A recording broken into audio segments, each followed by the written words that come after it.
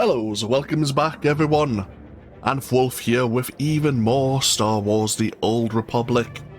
And we are here once again with our new series as a Republic Trooper, Isaac Clarke.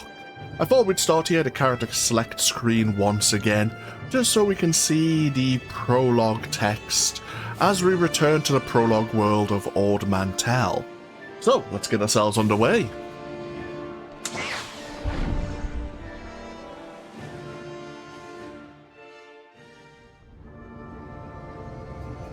And we'll have a look at all these welcome windows in just a moment.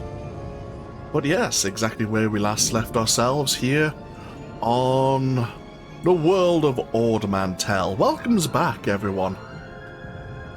We're recording this on the very festive Christmas day. I have to admit, before we start, I've had a few drinks. So if I say something that may be a little bit off color, I hope you'll all forgive me. But, it's good to be back. It's good to say, welcome back to Star Wars The Old Republic. Similar to Cyberpunk, this is one of those games I'm always happy to come back to. It's hard to find new things in Star Wars The Old Republic, and I will openly admit here and now, I hope you'll all forgive me in advance, because I've been playing this game for so long. The understanding of this game, some of the mechanics, I will have likely have learned and then forgotten. So I may say some things in error, and I hope you'll all forgive me for that as well, because I've been playing this game for so long, things have went into my head and I've forgotten them over the years.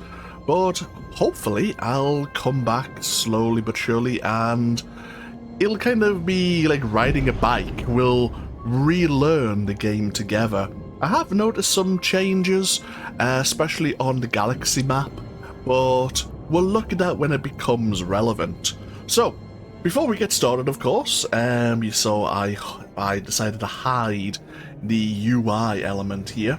We may need to adjust the UI in terms of its scale. I'm just going to adjust my microphone stand slightly. But yes, very briefly, before we actually get into some gameplay, I want to talk about the UI you see before you, as a lot of the information here is going to be relevant, and we're going to be opening various windows. Bloody hell, the scale is huge. Jesus H. Christ. Oh well, I might need to adjust some of the window scaling as well. But yeah, some of these windows are going to be relevant, and therefore I want to talk about them so that we all know what I'm doing as I'm doing it, basically. So, start with the opening UI elements here as we're running around in-game. We, of course, are playing as Isaac Clarke. We are playing as a commando, one of the advanced classes, or combat styles as they're known. We are currently level 1. And we can see here from this text bar, the red bar here is our health. When that goes to 0, we have died. We can resurrect at various cities or villages. And there are also various medical kind of tents set up for each faction. As a commando, we have a unique resource. This is known as energy cells. Energy cells will be consumed when we are using various skills. Some skills use more or less cells, as you would understand, and our energy will slowly but surely regenerate.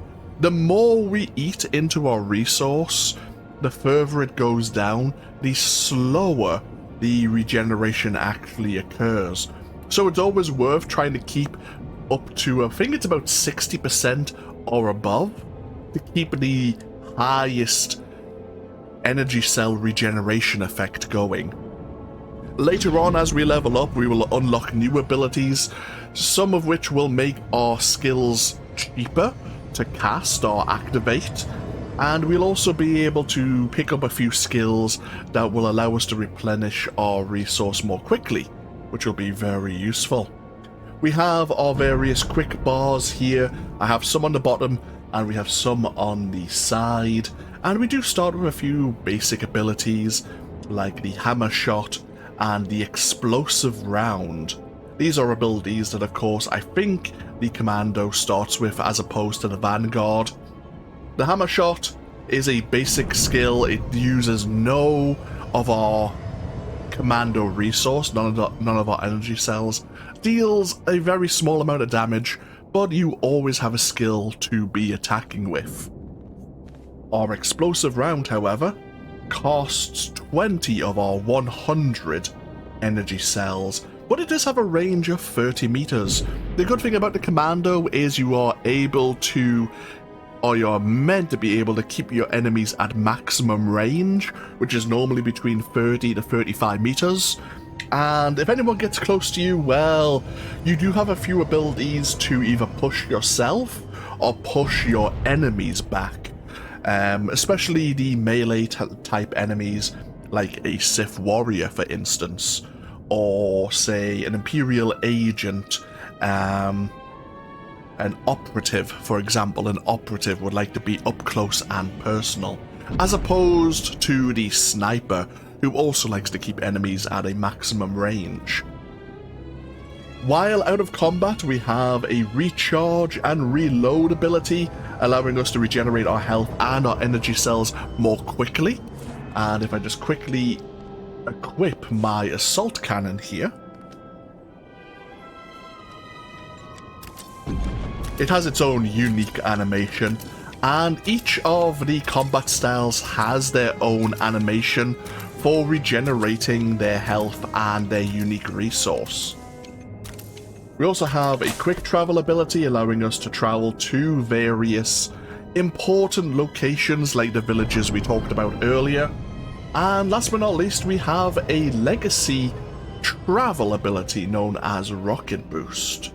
It has a 30-second cooldown, but it allows us to move around out of combat faster than normal, suffice to say. We have a few buffs active. These are legacy unlocked buffs. It used to be that you would have to activate them and they would last an hour, and you could even target people who did not have those buffs unlocked from playing the game and apply those buffs to that other player. Now they're just set as default. They're no longer a skill you can cast. So the next big window here is the character screen. Of course, kind of what we talked about. Isaac Clarke again. We are a commando. We have a main hand and offhand weapon. As a commando, we're always going to be trying to wield some type of assault cannon. And then we have a generator. Now, as a commando, there's two types of generator. One is a shielding generator, which would be handy for a vanguard to help mitigate damage. And the other generator, the one we have, can apply the chance to land more critical hits. It is more effective at dealing damage or healing, which is what the commando specializes in. We have 7 major armor slots: the head, wrists, body, hands or gloves. We have our boots, belt, and our pants or legs. As we adjust this armor, it'll actually adjust how our character appears. Throughout the game, we will gain armor as quest rewards, and this armor will boost our various stats. As you can see, yeah, you can see our survivability is rising. Our damage drops when we don't have our assault cannon equipped. Makes sense. Until we get to the end game, armor is mostly cosmetic. I mean, it's not entirely, but for us, we're going to be leveling up extremely quickly, and our stats are going to be rising because of that. A lot of the armor we find, we may or may not keep because of its appearance, because we're really going to be keeping armors which are aesthetically pleasing to our trooper. And later on, you will get sets of armor known as adaptive armor, which will actually level up as your character levels up as you play around with modifying it. And we'll talk more about that in the future as well.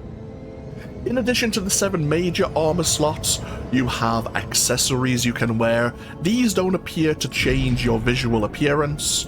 You have 1 earpiece, 2 implants, a tactical slot which is only relevant once you're level 75, I believe it is, and we have 2 relic slots. Relics can give you bonuses depending on if they're a equipable type or an activation type. And we'll talk more about relics again when it becomes a bit more relevant in endgame, where relic optimization is a bit more important. As you can see, the character screen has also added the inventory. You can have the inventory by itself, of course, but they've added it, I think, with Legacy of the Sith, with that expansion, maybe Onslaught, but they've added it to the character screen here. Now, when I create my new characters, I end up with about 60 bits of mail that I need to go through various rewards for being a subscriber or player of this game for the 13 years or so this game has been active. So I have various rewards, some of which I just trash, such as various pets. I always keep the Tauntaun Ram. I think this is one of the first pets you have as a founder.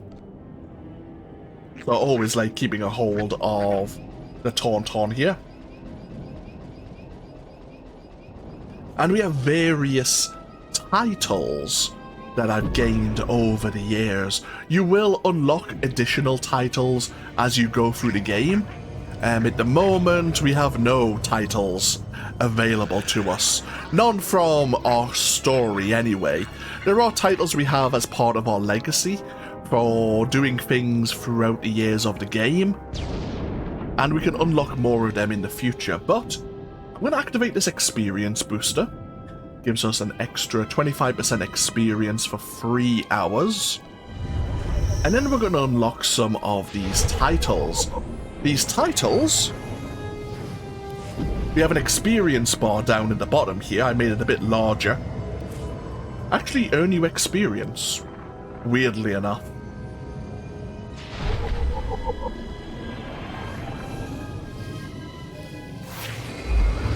So we actually just gain level 2 just from applying these titles, which are now here. Now, it doesn't look like we unlocked anything at level 2, which is fine.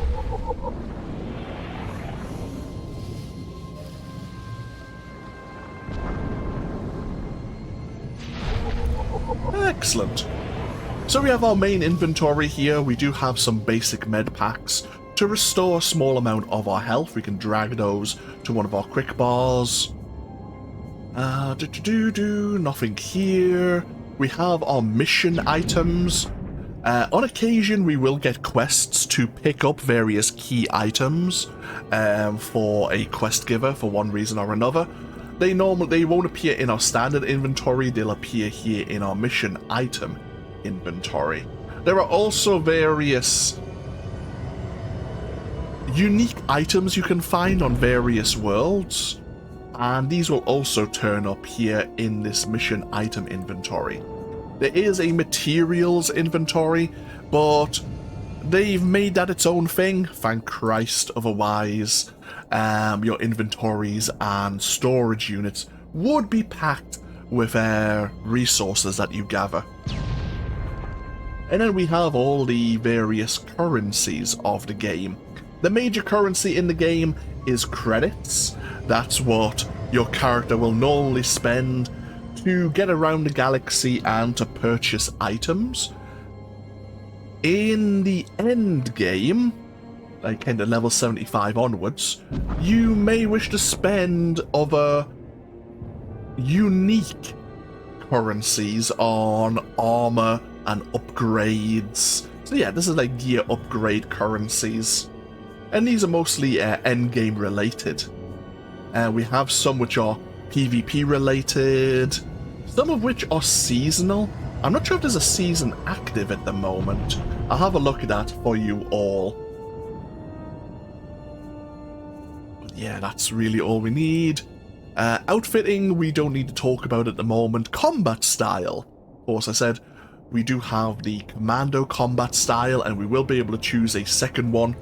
We could choose one at the moment, we're not going to bother, but we will select a second combat style in the future. Speaking of, I might as well get this out the way. As I mentioned in the first part, I am contemplating going sniper, and then we have 2 combat styles dedicated to keeping someone at range. And the sniper is quite powerful, but I am contemplating a more up-close and personal playstyle as well. I'm contemplating going operative, which is a combat style of the Imperial Agent, which up until, I think, Legacy of the Sith, wasn't available to a trooper. The reason why I would like the operative is because it comes with an ability to stealth. You can actually make use of a stealth field generator, allowing us to bypass various enemies. Also allows us to sneak up on other players if we find them on various worlds in the future. Stealth is very good for obviously getting a surprise attack to initiate combat, and as you'll probably see in the future, I am probably going to be stabbed in the back, and it's all going to go horribly wrong for us. So having the ability of stealth, I always like it. Snipers are particularly powerful. We could go Vanguard, which is a class which is part of the Trooper class, of course, and that is up close and personal. The play style, I'm not sure if that would be for me. I'm not sure if that would be entertaining. A few months ago, when I started trying to record this Trooper Let's Play, I actually started with the Vanguard. Didn't enjoy it so much, which is why I switched to the Commando here. As I say, we do have a healing discipline and 2 DPS, 2 damage related disciplines. We can change these in various villages, and they will give us unique abilities depending on the discipline you are using. And this only really becomes irrelevant once you're level 15 and beyond. That's when you start getting your unique skills. We'll probably be trying out both the gunnery and the assault specialist. Healing, we might try healing in the future. Loadouts, again, not so important, and we don't have a companion at the moment. Ooh, deep breath. Sorry, I know I'm telling you things you already know, so apologies. This is really for all the new people.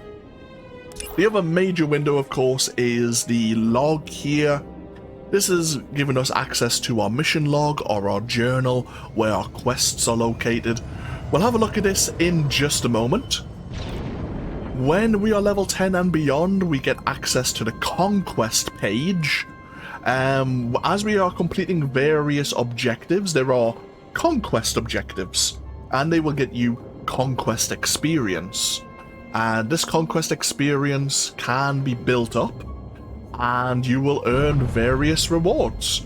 I believe if you're part of a guild or an alliance in this game, your conquest points may go towards guild invasions to help your guild occupy a world, and you get various rewards for occupying a world. That is something I have no idea about. Something I've never looked into. But there are also various events that happen once, each week. At the moment, the Relics of the Gree event is happening on the world of Ilum. Ilum is a world which we will be visiting in the future. And yeah, each of the events tends to rotate every 8-10 weeks or so. So we will see the Relics of the Gree event turn up once again, and we know what the next event is next week. Last but not least, here we have the Codex, the database, and this gives us some background into people we meet, the worlds we visit, the beasts we encounter.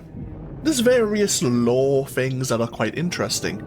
In fact, we also can find these datacrons, which give us some history of the Old Republic, like the Force Wars, which happened on the world of Typhon, long before we find ourselves playing as maybe a Jedi. And these can be quite relevant, and as you can see, I don't have them all. Yeah. Galactic History 23, the Sith Order begins. You know, I should probably take some time to have a look at these. How far did he go? Bum bum bum bum bum bum bum bum. What break? Oh, okay. The Battle of all. Okay, so they take you all the way to the Great War. Yeah, the capturing of the Dread Masters. We'll learn more about the Dread Masters in the future, and the Battle of Alderaan. Oh, one thing I should mention.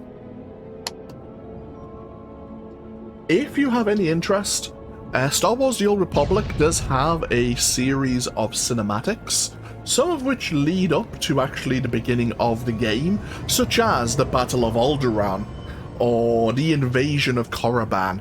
I think it starts with the invasion, when the Empire does return and reclaims its ancient homeworld of Korriban, followed by the Battle of Alderaan, followed by Deceived. I think those are the 3 prequel cinematics, if I remember correctly.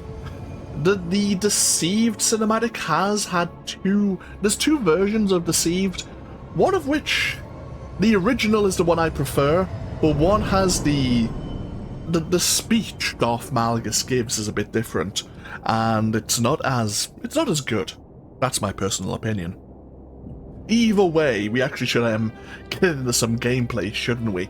So, first thing we should talk about, Ord Mantell, where we find ourselves. Ord Mantell, of course, is a long-standing member of the Galactic Republic. Ord Mantell is a world of deep seas, tall mountains, and lush islands. Traders and merchants from across the galaxy ply their wares in Mantellian ports, along with black marketeers and other underworld forces. In more recent years, Ord Mantell has become embroiled in civil war, as anti-government separatists encourage Mantellian independence in the face of a brutally corrupt government with ties to organized crime. The Republic is responding with military force, and the fighting has resulted in high numbers of civilian casualties. Shuttle traffic is currently directed to the island of Avilaten, which is where we find ourselves. In fact, another major thing I should show you is the map here. This is the small map of the region we find ourselves in, but we can go to the, I suppose, what I would call the world map, rather than the area map. This is the entirety of the exploratory area that we'll find ourselves in. And of course, you can see we start here near Drelliad village. This is the area we have unlocked. And you can see there is a primary quest related to our mission log here, or activity mission tracker. There is a quest nearby, offered by a Sergeant Blythe, known as Clearing the Air, and there is a quick travel node to Drelliad village, which we could travel to. It is literally down there. But later on we will be travelling, or we were meant to be travelling, to Fort Garnick to meet up with the rest of Havoc Squad. We have Talaran village, Oradam village, but there are a few other areas which you can see from the road we may or may not be travelling to for one reason or another. As you can see from the legend here, story missions are normally highlighted in purple, as you can kind of see from the mission log here, but normally these gold triangles may indicate whether they are kind of world missions or side missions, some of which are repeatable or heroic missions, and we'll talk more about them when they become relevant. There is also something known as dynamic encounters now. I don't know what they are. I guess we'll find out together.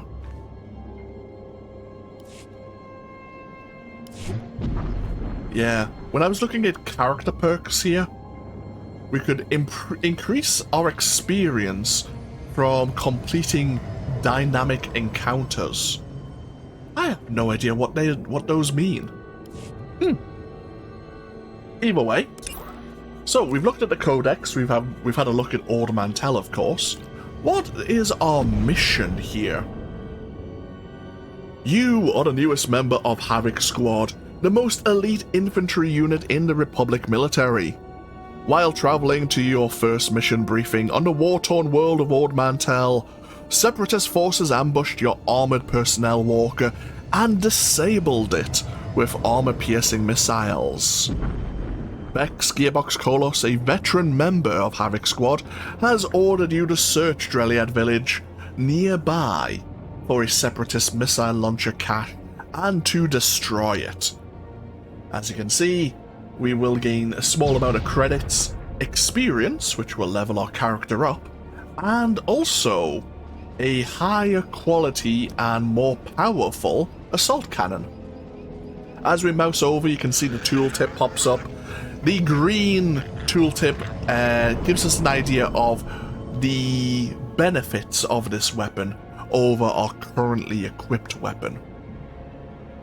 If it was red, it means it would have some negatives as well. So yeah, we're definitely going to want this assault cannon. Excellent. So, oh, we don't want that. Of course, we start here at our armored walker, just outside of Drelliad village. While we're here as a trooper, we may also encounter smugglers, because the smuggler class also starts their story here on the world of Ord Mantell.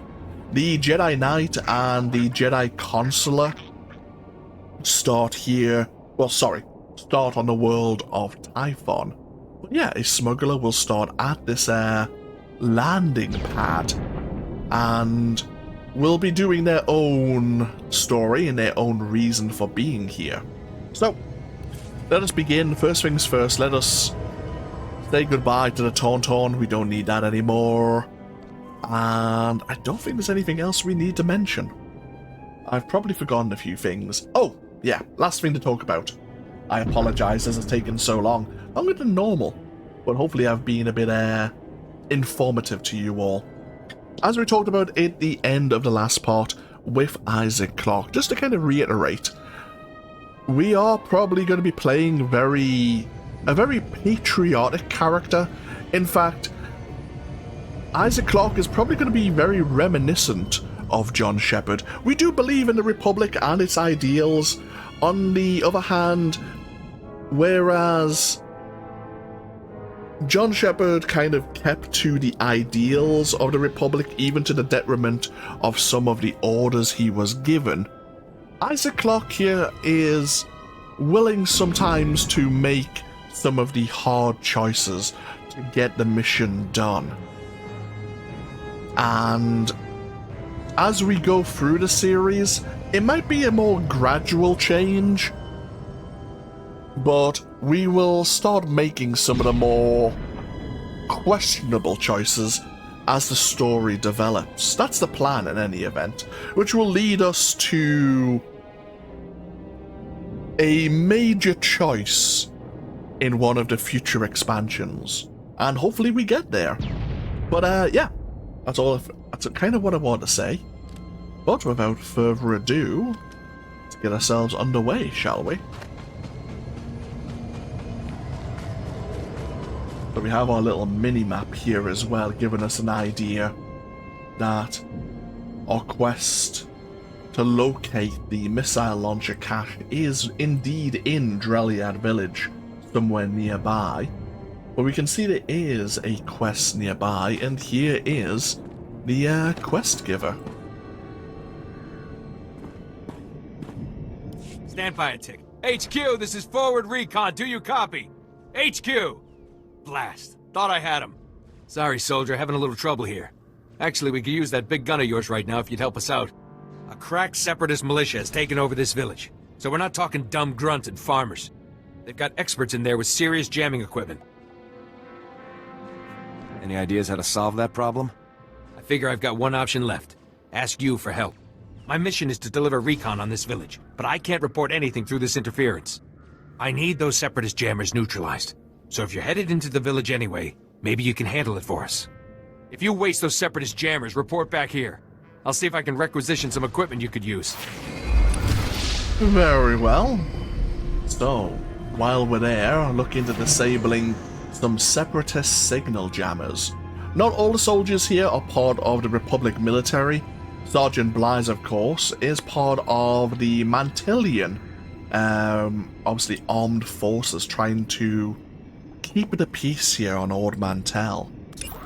And as we can see, we will earn a few more credits, some experience, and actually a set of gloves. At the moment we're not actually wearing gloves, so all of the stat boosts will apply once we start wearing them. Now, is there anything we should mention? Nope.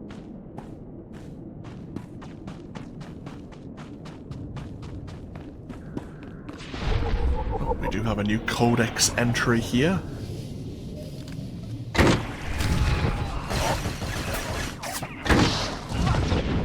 Of course, our explosive round here fires a heavy round that deals a fair bit of kinetic damage to a primary target and about half damage to up to 7 standard or weak targets within 5 meters of the primary target. If the primary target is a weak or standard enemy, they are knocked to the ground. We can see one of the first signal jammers here. Might as well disable it since we're nearby. Excellent. We'll bugger off over here for a moment. Have more separatists between us and the wall. The reason I want to stand over here is we did actually pick up another codex entry here on Drelliad Village itself. What is now called Drelliad Village was established decades ago as a private retreat of Ord Mantell's most celebrated smuggler and voluptuous and quick-witted Ulla Drelliad. In the years after Ulla's death, her hideaway was transformed into a thriving trading post. Now Drelliad Village is hotly contested territory where separatist and republic forces battle in the streets, and a handful of civilians who haven't already fled hide in basements and behind locked doors. Although small, Drelliad Village occupies a critical point between separatist-controlled territory and areas still loyal to the Republic. More importantly, what used to be Ulla's personal docking bay is now one of the only starship landing pads outside of the local Republic headquarters. If Drelliad Village falls entirely to the separatists, it will bring the enemy one step closer to securing the entire island. Indeed, for logistics, getting supplies to either the Republic or indeed the separatists, being able to land ships somewhere safely is extremely important. Now, we need to talk about types of enemies. Let's target someone. So how we targeted ourselves, of course, we can target enemies.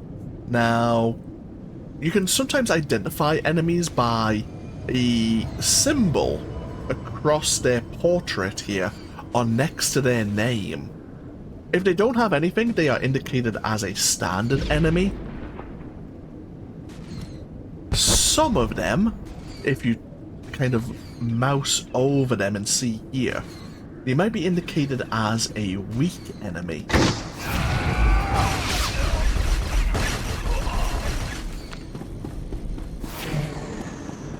And also, we're talking about looting. Occasionally, when we defeat enemies, you'll see these glowing beams coming out of their bodies, which means they are lootable. We have group loot enabled, and the color of the beam coming out of their body indicates the quality of the item that is lootable. Light blue tends to mean vendor trash, not very good, followed by dark blue, which is better, then green, then purple, and then finally gold. Gold can indicate mission items or endgame currencies. You can actually see we have our first bonus mission as well. While completing primary objectives, on occasion we will end up with bonus objectives, which will earn you additional items and experience. So yeah, take back Drelliad Village. The separatists plaguing Ord Mantell have overrun Drelliad Village. Take out these rebels and restore order to the area. These enemies haven't respawned for a while. Oh, asking ye shall receive.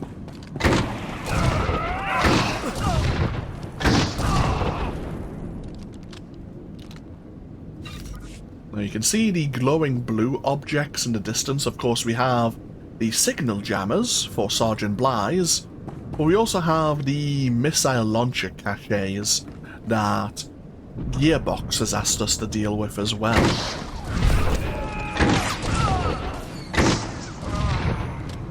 Ooh, almost level 4 already. We might as well deal with the cache here. Oh, let me just adjust. No, stop! God damn it!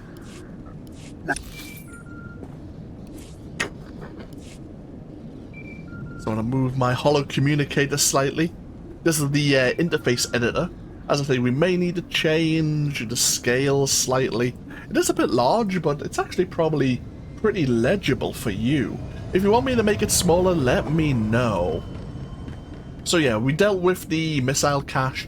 So Gearbox is looking to communicate with us to give us our next objective.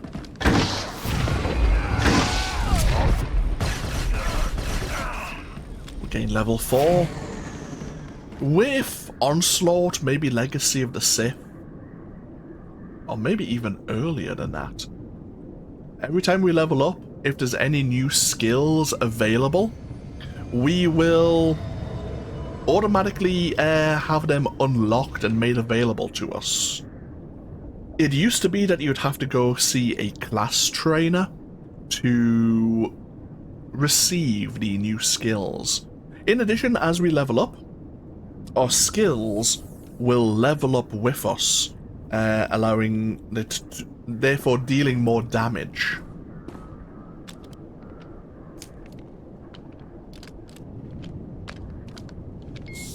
So level 4 here we have unlocked the Recharge Cells ability. Has a 2-minute cooldown, which is pretty bad. Your next ability will deplete no energy cells, and you recharge 50 energy cells over 3 seconds. That's pretty damn good. In addition, we've unlocked a new ability known as Charged Bolts. This has a 1.5 second activation time, which means we need to wait 1.5 seconds before it starts. It does consume 15 energy cells, but it deals a reasonable amount of damage. For example,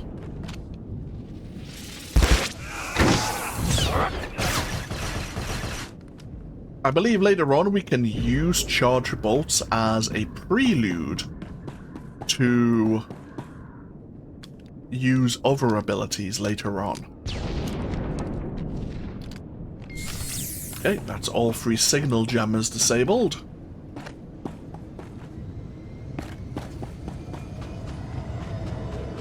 Let's go report to Sergeant Blyce first. I'm glad you made it back in one piece. Me and my squad owe you one. Thanks to you, we're cutting through the separatist interference. Be reporting back to base in no time. Here, a little something from our private stock. Watch your hide out there, hero. Thank you very much. Hey, we actually gained another level. As I say, we're going to be leveling up relatively quickly. We actually found some other boots, which are better. we're gonna receive better boots from completing our main objectives, so I'm not gonna worry about them so far. Okay.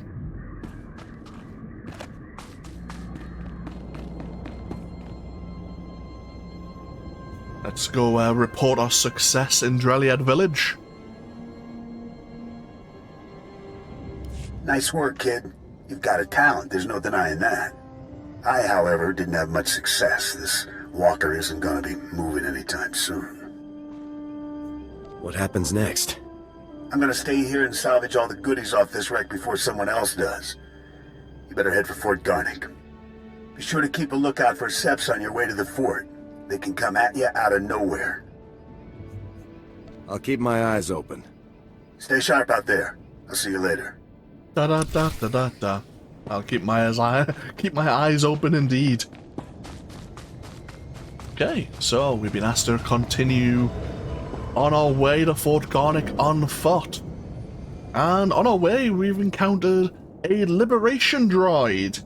As we mentioned before, this is a strong enemy, indicated by the symbol next to their name and on their portrait here. We have strong enemies followed by elite, followed by champion tier enemies.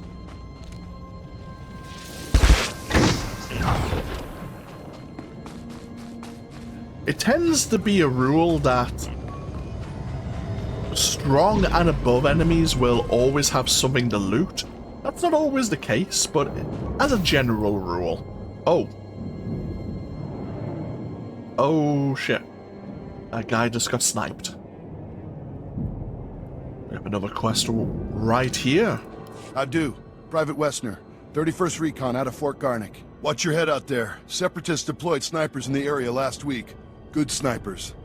Plenty of casualties between here and Fort Garnick. Those Seps will shoot at anything. Who are their targets? Soldiers, vehicles, civilians, especially the refugees from all the war-torn settlements.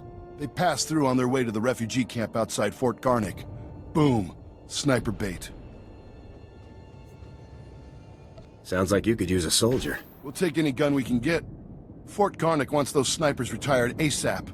Commander Frey even offered a week's pay to anyone who makes it happen. I'll kill the scum for free.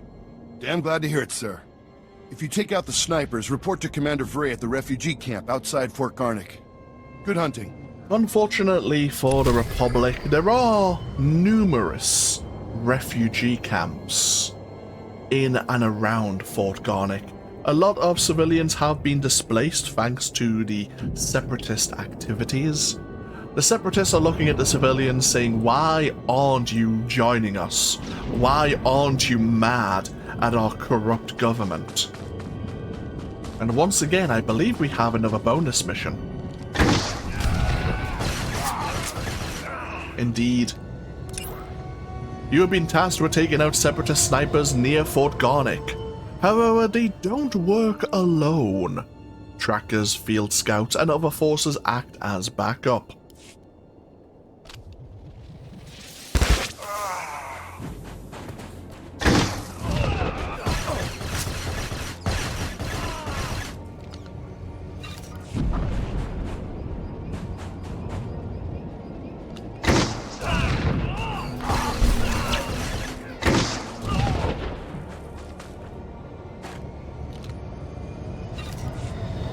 Feels weird this because I'm playing in 920 by 1080 resolution on this monitor again. It feels, I don't know, feels different.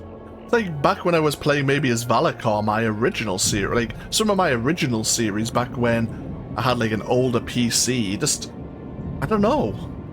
I might need to play with the mouse viewing a little. Where would that be? Controls?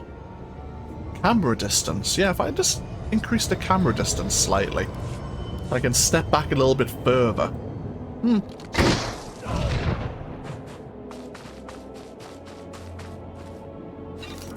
I mean, as always, if you have any suggestions, you're always welcome to suggest them as well.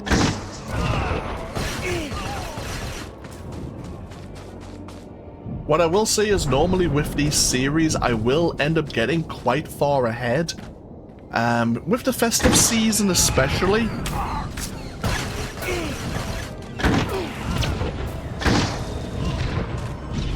But I will I'll try to keep you updated about where I... Oh! Ah! We've got close to Fort Garnick, so we gain another level.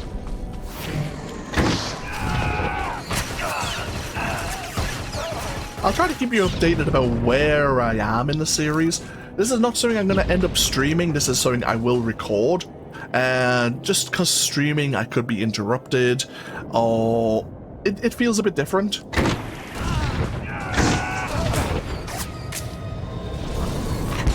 In fact, I think with John Shepard, that might have actually been a streamed series.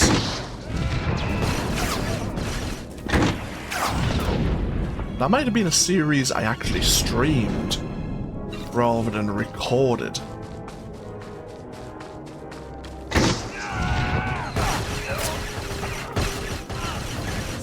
Probably been a good few years. Either way, we dealt with the snipers we need to deal with. Let's continue on our way to Fort Garnick. Did I pick up a codex entry?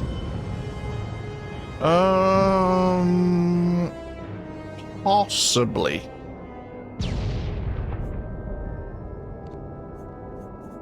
Obviously, this is our social window here for dialogue. Well, normally it'll say, like, you've gained a codex, but I was too busy in combat. Too busy running my mouth as well. Let's have a look. Codex. No! Not yet, anyway.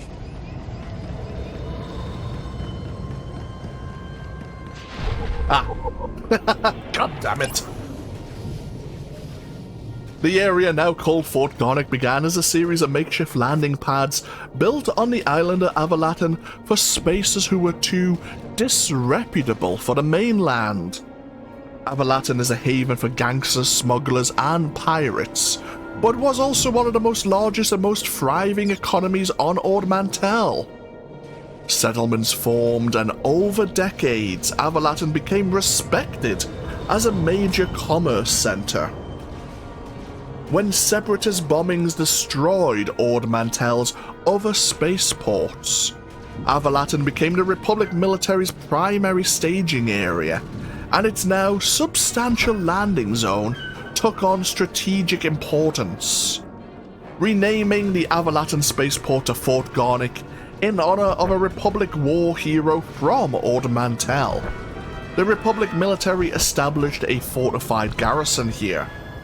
Since then, Avilaten Island and Fort Garnick have become major targets of the separatist forces. And not surprisingly, if a lot of the other major spaceports have been destroyed, then the Republic needs to get soldiers and supplies here as fast and neatly as possible. So here's Commander Frey, who we need to see about the separatist snipers. You'll find that not everyone speaks basic? Is it basic or standard? This is something I keep forgetting. You know what? I'm gonna go look it up before I make myself look stupid. In Star Wars, Star Wars, is it Galactic Basic or Galactic Standard? I think it's Basic. Ah, now it's known as Galactic Basic Standard, also known as Galactic Basic, is the most prevalent language in the galaxy. The reason I say that is, not everyone speaks Galactic Basic. Nugan, Kinyam Nayalak Umnug Mege, Manalang Yang Perlo, Amka Kalami, Nayakira Lebua, Karaimi, Anikak Nikak. This can be good and also be a detriment to the game. Sometimes the non-galactic basic speech, I almost said non-humanoid, yeah, sometimes the other languages spoken can be messy. to say the least. But I appreciate it all the same. And we picked up some leggings here. And we actually picked up a couple of stimulants. Legal stimulants at that. This fortitude stim will boost our endurance for an hour. And we have this versatile stim, which will boost our mastery and our power. In the later expansions, things were simplified into damage, survivability, and support. But if you go into details, you have all of the various major attributes that you see on, like, your weapons and such. Mastery, endurance, accuracy rating, power. As a commando, whether we're trying to heal someone or trying to kill someone, mastery is the most important. It is your overall damage, some of your critical chance, and your healing power as well. Endurance is your overall health and health regeneration. Power is a supplement to mastery. It increases your damage and healing power. Your critical, this used to be 2 critical chance and critical damage. It is now kind of just a critical rating. So the higher your critical, the higher chance your attacks will actually land a critical, and also how much extra damage that critical hit will actually provide. Alacrity. Your abilities like the charged bolts, the more alacrity you have, the faster it will activate, and the faster the ability will be on cooldown, if there is a cooldown for the ability. Accuracy is important. It actually allows you to land hits on a target, I should say. Defense, absorption, and shield are all important if you're playing as a tank character, allowing you to mitigate damage. And presence is the effectiveness of your companion, how much health they have, how much damage they deal, and how much healing they provide, in addition to their own unique skills. And then this is kind of broken down more precisely if you want to look at everything. Either way, yes, we have a fair bit of vendor trash to sell, but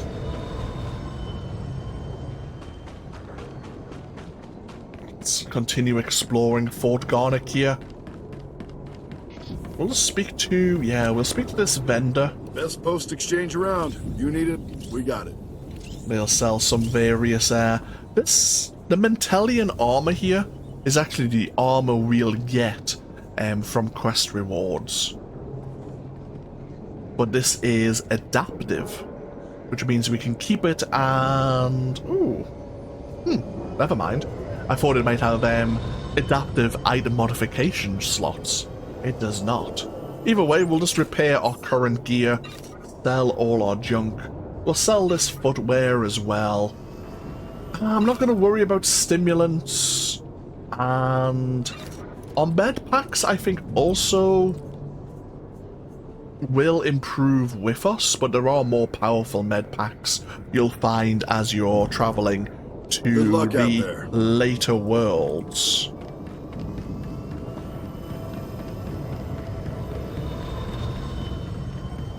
Lovecraft. Nice. Before we go report to the command center, we do have this Republic banner. Sometimes there are items which will be highlighted in blue, which you can interact with. They are lore objects. This one here will tell us about Republic military ranks, which I will probably forget as we go through the series. Like all military organizations, the Republic Army and Navy rely on ranking hierarchies to maintain a clear chain of command. We, of course, are part of the Republic Army, and we are currently a sergeant. So we actually have, over the years, progressed through the chain of command. Obviously, we are the equivalent of a petty officer in the Republic Navy. But then we have, I think, Sergeant is maybe the highest non-commissioned officer position, and then Ensign or Ensign. Then you start becoming officers, like Ensign, Lieutenant, Captain. We have Major, Colonel, and then General. And then we have the Supreme Commander of Republic Forces. The term Commander, of course, may be used to describe anyone in a position of command and not reserved for any specific rank. Due to the great diversity of service personnel, regulations specify that the honorific Sir should be used when addressing any personnel of higher rank than oneself.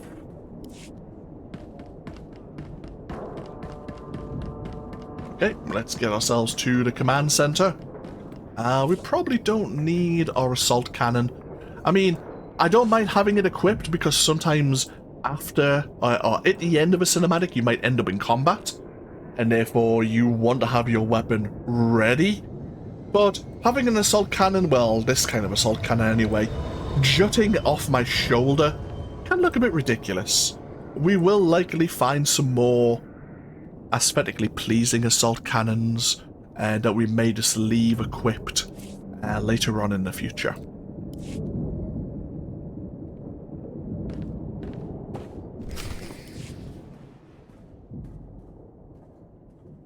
Excuse me, Sergeant.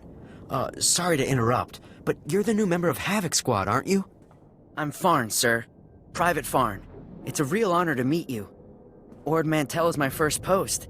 I can't believe I'm here at the same time as Havoc Squad. If you don't mind me asking, sir, what's your mission here? Why would Havoc Squad be sent to Ord Mantell? We're Special Forces, Private. I can't really discuss our missions. Of course, sir. Right. I understand. Top secret stuff.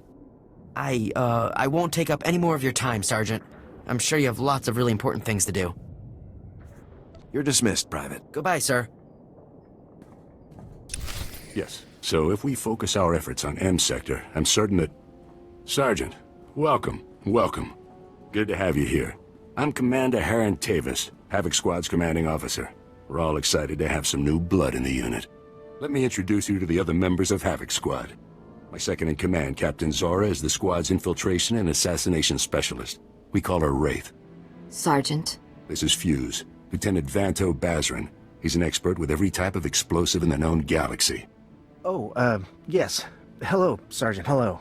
Good to meet you. And this is Needles, Lieutenant Ryler Durant. Needles is a medical genius. He's particularly adept at synthesizing powerful new combat stimulants and adrenals. Perfection is my art, Sergeant. It will be my honor to help you perform at your very best. And of course you met Gearbox on your way here, so that's everyone. People, this is the new sergeant I mentioned, rank first in the Academy in forward assault, search and destroy, and advanced recon. It's good to have you, Sergeant. It's a real pleasure to meet all of you. Now, the reason we're all here. A Republic transport carrying among its cargo a ZR-57 orbital strike bomb crashed in northern Avilaten 6 days ago. Recovery units sent a team, but they were too late. Separatist forces had already stolen the transport's cargo, including the ZR-57, and fled. What are the ZR-57's capabilities, sir? The ZR-57 is... well, it's serious hardware, you know? I mean, it can pretty much vaporize this whole island. So we'd better get it back, or, well, boom. We're investigating several leads to the bomb's location, but the one I'd like you to look into, Sergeant, comes from a Republic spy named Bellis. Bellis reported making an important discovery, but he's too deep to exfiltrate for a full report. Instead, you'll rendezvous with Bellis in a nearby village called Talaran. Bellis will meet you in a small alley in Talaran. Find out what he's discovered, then return to base immediately, understood? I'll talk to the guy. I have one last introduction to make. This is Lieutenant Arik Jorgen, an operations officer from the Republic's Ord Mantell Infantry Command. Since we're on individual missions to search for this bomb, Lieutenant Jorgen is coordinating our efforts from here within the mission room. All right, Sergeant. I'll be overseeing your op through the camera mounted on your armor, so I see what you see. It's activated when you leave the fort. I'll make this completely clear, Rookie. When you're in the field, what I say goes. Period. I can handle myself, sir. The other members of Havoc have proven themselves on dozens of ops, Sergeant. You haven't. Just make your way to Talaran, meet up with Bellis, and find out what he knows without screwing anything up. Good luck in Talaran, Sergeant. Dismissed. Okay. So, I think we gained another level there. And of course we gained our credits, experience, and our new assault cannon. We can preview here. Very well. Oh, okay, we gained one level and then we gained another as well. We also picked up various codex entries. We gained a title. Yay! Yeah, we are now Sergeant Isaac Clarke. Excellent. We have a codex entry on Havoc Squad itself. We'll have a look at that at the beginning of the next part, I imagine. But we do have the other members of Havoc Squad without Gearbox, of course. It's great to have you here, Sergeant. Really great. You have your objective, Sergeant. Good luck on your mission, Sergeant. I'm sure you'll find this task offers little challenge to someone of such extensive capabilities. You should hurry to Talaran and rendezvous with Bellis, Sergeant. Time is a luxury we cannot afford. I need to try and remember to talk to quest givers before and after missions are complete, as they may have unique dialogue, some of which I probably haven't heard before myself. You have your orders, Sergeant. Quit wasting time and move out. Lieutenant Jorgen, part of the Mantellian Infantry Command, doesn't think highly of us. Obviously, he has a high opinion of the other members of Special Forces. Though we aren't quite a rookie, we are actually a sergeant in the Republic military. We are still an unknown. We are kind of regular military, or we were regular military, up until we got chosen to become the fresh blood of Havoc Squad. So I can understand we have a little bit of hazing to go through, as unfriendly as it is. Also, he is a lieutenant. It depends on how, I suppose, the chain of command and promotion prospects are here on Ord Mantell, as opposed to the Republic as a whole. But yeah, we did at level 7 gain a new ability. This is the Med Shot, which fires a stream of bolt, which heals a very small amount. I suppose this could also this could lead into other healing abilities if we were going down the combat medic discipline, but I'm not going to really worry about that right now. We'll pop that somewhere kind of out of the way, kind of, yeah. I'm not going to worry about healing right now. I don't think I'm going to need it too much. So, we have been asked to travel to the east to Talaran village to meet with a informant. Talaran village seemingly is occupied by separatist forces. What we'll do is take a break here, of course. When we come back, we'll have a look at the Havoc Squad entry in the Codex, and we can see that there is another sergeant, a Sergeant Hurd, who would like to have a word. I believe there is another quest giver at the refugee camp on the way to Talaran village as well, and we'll see what they have to say. As I say, this is all very slow, very deliberately slow as well, and I hope it is informative. Apologies if it's a little bit boring, but now that we've gotten the boring stuff out the way, we can actually get ourselves into more gameplay and into more combat, and introduce ourselves as the newest member of Havoc Squad and where that will lead in the search of this orbital strike bomb. As always, thank you all for joining me, and as always, feel free to leave a comment if you so wish, and hopefully I'll see you for even more next time. Until then, though, take care. Bye bye now.